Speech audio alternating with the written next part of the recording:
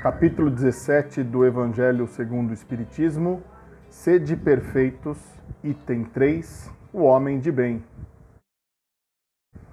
Sabemos que a nossa meta é a gente se tornar espíritos puros. A gente foi criado de forma simples e sem muito conhecimento, e a gente tem que percorrer a escalada, né, a escalada espírita de encarnação, reencarnação, segundo a própria lei de progresso. Então, os atos da nossa vida, eles determinam a nossa situação, o nosso grau evolutivo.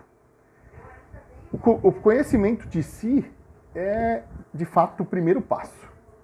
A gente deve sempre interrogar a nossa consciência sobre aqueles atos que a gente realiza. Devemos nos perguntar: violamos alguma das leis da natureza? Violamos alguma das leis de Deus? Cometemos algum mal? Fizemos todo o bem que poderíamos ter feito? Deixamos escapar alguma ocasião de ser útil para alguém ou para algo? Fiz aos outros tudo aquilo que eu desejaria que fosse feito para mim? Se Deus nos chamasse nesse momento, ao entrar no mundo dos espíritos, onde nada é oculto, a gente teria que temer o olhar lá de alguém? Então, nesse item, Kardec nos convida a pensarmos nos atributos daquilo que ele chamou de homem de bem, dando continuidade às características da perfeição do ser que a gente viu nos itens 1 e 2. Lembrando aqui que a palavra homem não está se referindo ao masculino, e sim ao ser humano, seja homem, seja mulher. Então, o verdadeiro homem de bem, ele pratica a lei de justiça, de amor, de caridade. Ele está sempre analisando a sua conduta, analisando se acabou fazendo pelos outros tudo aquilo que ele queria que os outros fizessem por ele.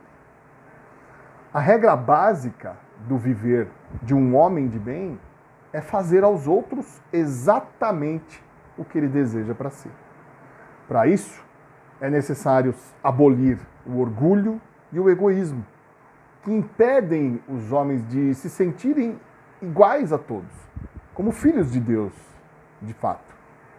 Então, o Espiritismo, esclarecendo que a vida é eterna, que todos os espíritos são criados da mesma forma, que todos temos as mesmas potencialidades, as mesmas oportunidades de se desenvolver em sucessivas reencarnações, e que todos têm o mesmo destino, na dependência do livre-arbítrio, é claro, e da vontade, né, do ser, demonstra que somos todos iguais, com os mesmos direitos e deveres, não havendo, portanto, motivos para termos egoísmo, para termos orgulho, que são os dois maiores obstáculos de paz e de felicidade de nós aqui na Terra.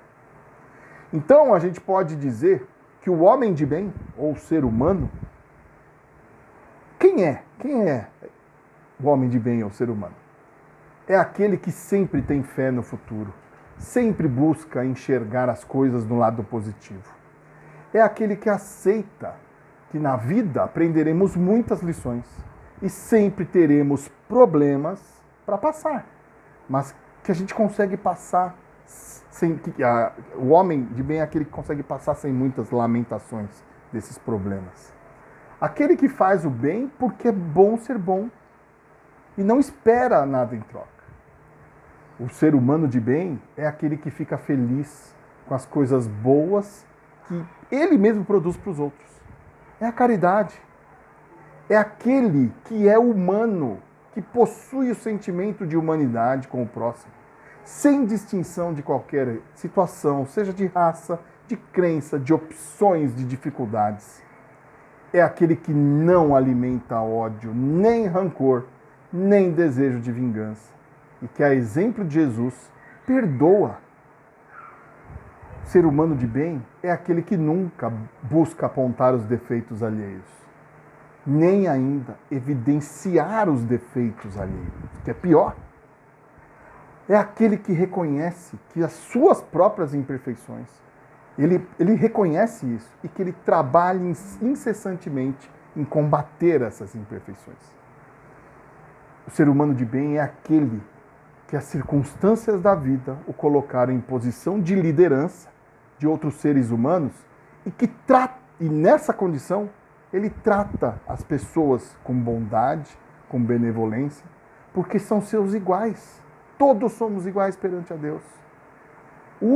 É aquele que usa dessa posição, às vezes de liderança de outras pessoas, para levantar o moral dessas pessoas e não para esmagar com o seu orgulho.